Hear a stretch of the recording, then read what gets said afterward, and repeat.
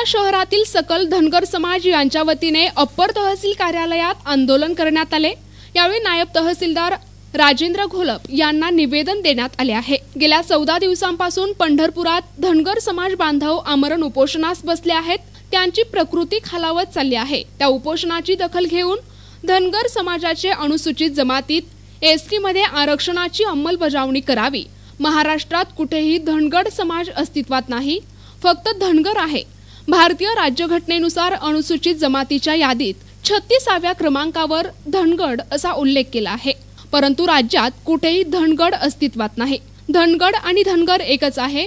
त्यामुळे धनगर समाज आरक्षणाची अंमलबजावणी करावी अशी मागणी या आंदोलनातून करण्यात आली आहे।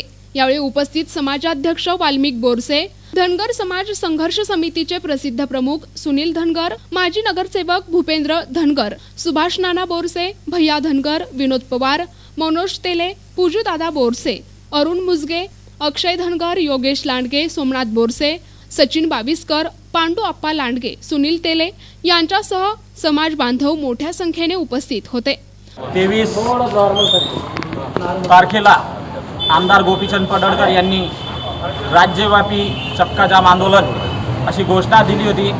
त्या निमित्ताने दोंडाईच्या शहर धनगर समाजाच्या वतीने आम्ही दोंडाईच्या शहरात आपत्कालीन परिस्थिती पाहता माननीय तहसीलदार साहेब यांना निवेदन देऊन धनगर समाजाचे जे पंढरपुरात जे आंदोलन सुरू आहे त्याला आमचा जाहीर पाठिंबा आहे।